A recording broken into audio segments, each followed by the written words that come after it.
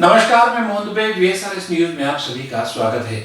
आइए नजर डालते हैं देश और दुनिया की तमाम टॉप 10 खबरों पर। राफेल डील पर फ्रांस में जांच शुरू हो गई है। फ्रांस की पब्लिक प्रोसिक्यूशन सर्विस के मुताबिक जांच के लिए एक जज की नियुक्ति की गई है। 14 जून को मजिस्ट्रेट ने जांच शुरू कर दी है। फ्रेंच मीडिया के मुताबिक PNF ने कहा कि डील में भ्रष्टाचार के अलावा पक्षपात के आरोप की भी जांच की जाएगी। फ्रांस में काम करने वाले NGO शेरपा ने 2018 में जांच करने के लिए शिकायत दर्ज कराई थी, जिसके बाद मीडियापार्ट ने इस मामले पर लगातार रिपोर्ट पब्लिश की थी। हालांकि उस समय PNF ने जांच की मांग को खारिज कर दिया था। फ्रांस और भारत के बीच राफेल फाइटर प्लेन की खरीदी के लिए 7.8 बिलियन यूरो यानी 59,000 करोड़ रुपए की डील की गई थी।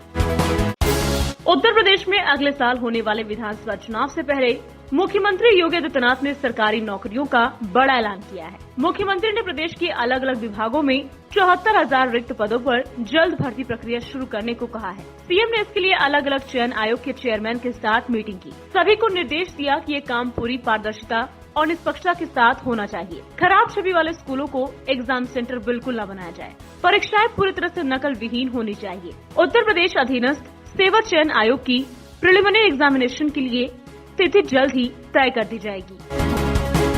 बिहार में सीएम नीतीश कुमार के नेतृत्व में कैबिनेट की बैठक हुई। राज्य सरकार ने कैबिनेट बैठक में 10 एजेंडों पर मुहर लगाए। सरकार द्वारा लिए गए अहम फैसलों में बिहार खनिज नियमावली 2019 में संशोधन के प्रस्ताव को कैबिनेट से मंजूरी मिल गई। जल जीवन हरियाली अभियान के तहत गंगा का पानी 3 शहरों में ले जाने के मद में राशि बढ़ा दी गई। इस बैठक में विधानमंडल के मानसून सत्र के लिए भी फैसला हुआ। 26 से 30 जुलाई तक विधानसभा सत्र हो सकता है।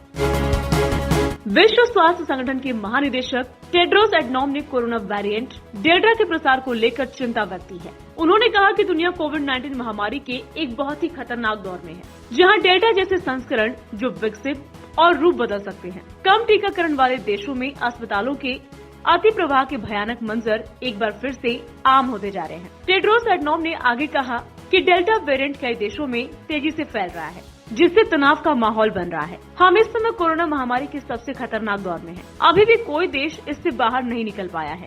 डेल्टा वेरिएंट खतरनाक है और लगातार विकसित हो रहा है। नए वेरिएंट से बचने के लिए सार्वजनिक स्वास्थ्य प्रतिक्रिया के निरंतर मूल्यांकन और सावधानी पूर्वक सुरक्षा की आवश्यकता है। कम से कम 98 देशों में डेल्टा वेरिएंट का पता चला है। ये कम और अधिक टीकाकरण कवरेज वाले देशों में तेजी से फैल रहा है। मुंबई में 2000 से अधिक लोगों को फेक वैक्सीन लगाने वाले गिरोह के सरगना को पुलिस ने आखिरकार अरेस्ट कर लिया। आरोपी की पहचान बारामती के रहने वाले राजेश पांडे के रूप में हुई है। राजेश पांडे सोसाइटीज में जाकर पहले उनका विश्वास जीता था और फिर पैसे लेकर फेक वैक्सीनेशन सेंटर का आयोजन करता था। अब तक मुंबई और ठाणे में फेक वैक्सीनेशन कैंप की 10 से अधिक FIR दर्ज हो चुकी है। अब तक इस केस में 12 लोगों को अरेस्ट किया जा चुका है। मामले की जांच करने वाली मुंबई पुलिस का कहना है कि इस गोरख धंधे में कुछ हॉस्पिटल्स के शामिल होने के भी सबूत मिले हैं। पांडे मुंबई के अंधेरे में स्थित कोकिलाबेन धीरूभाई अंबानी अस्पताल का पूर्व कर्मचारी था। पांडे सेल्स डिपार्टमेंट में काम करता था। इस कारण इस तरह के काम का उसे पुराना अनुभव है। संसद का मानसून सत्र 19 जुलाई से शुरू होगा। ये 13 अगस्त तक चलेगा। इस सेशन में 19 बैठकें होंगी। इस दौरान कोरोना के प्रोटोकॉल का पूरा ध्यान रखा जाएगा। दोनों सदनों की बैठक एक ही समय होगी। आधिकारिक आदेश में जानकारी दी गई है। इस बारे में लोकसभा और राज्यसभा दोनों की ओर से आदेश जारी हुए हैं। लोकसभा की ओर से जारी आदेश में कहा गया 17वीं लोकसभा का छठा सत्र 19 जुलाई को आरंभ होगा। सत्र का समापन 13 अगस्त को हो सकता है। वहीं राज्यसभा के आधिकारिक आदेश में कहा गया है राष्ट्रपति ने राज्यसभा की बैठक को 19 जुलाई को आहूत किया है। सत्र का समापन 13 अगस्त को होना है। उत्तराखंड के पूर्व मुख्यमंत्री तीरथ सिंह रावत ने इस्तीफा दे दिया, जिसके बाद आज भाजपा विधायक दल की बैठक में उत्तराखंड को नए सीएम के रूप में पुष्कर सिंह धामी राज्य के नए मुख्यमंत्री बनाए गए हैं। सूत्रों के मुताबिक पुष्कर सिंह धामी आज ही राज्य के मुख्यमंत्री के तौर पर शपथ ले सकते हैं। तीरथ सिंह रावत के इस्तीफा देने के बाद भाजपा ने आज देहरादून में पार्टी विधायक दल की बैठक बुलाई थी। केंद्र की तरफ से कृषि मंत्री नरेंद्र सिंह तोमर को बैठक के लिए पर्यवेक्षक बनाया गया था। उनकी मौजूदगी में ही धामी के नाम का ऐलान हुआ। देश भर में बढ़ती महंगाई से लोग परेशान हैं। केंद्र सरकार और राज्य सरकार की ओर से चुनाव में बड़े बड़े वादे किए गए, मगर लोगों को राहत नहीं मिली।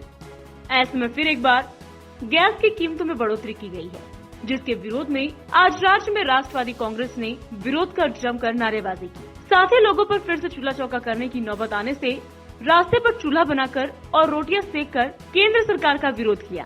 वहीं जलगांव में एनसीपी कार्यकर्ताओं ने प्रधानमंत्री की फोटो पर स्याही फेंकी और नारे लगाए। इसके बाद पुलिस ने सभी को हिरासत में ले लिया। प्रवर्तन निदेशालय ने महाराष्ट्र के पूर्व गृह मंत्री अनिल देशमुख और अन्य के खिलाफ जारी मनी लॉन्ड्रिंग मामले की जांच के तहत देशमुख को ताज़ा समन जारी किया है। साथ ही उनसे 5 जुलाई को जांच एजेंसी के समक्ष पेश होने को कहा है। अधिकारियों ने बताया कि राष्ट्रवादी कांग्रेस पार्टी नेता देशमुख को मामले के जांच अधिकारी के समक्ष पेश होने के लिए तीसरा नोटिस जारी किया गया है। देशमुख से दक्षिण मुंबई में केंद्रीय एजेंसी के कार्यालय में अपना बयान सोमवार को दर्ज कराने को कहा गया है। देशमुख को इससे पहले भी 2 समन जारी किए जा चुके हैं, लेकिन वो कोरोना वायरस संक्रमण के खतरे का हवाला देकर पेश नहीं हुए और उन्होंने ईडी के समक्ष वीडियो कॉन्फ्रेंसिंग के जरिए अपना बयान दर्ज कराने का आग्रह किया।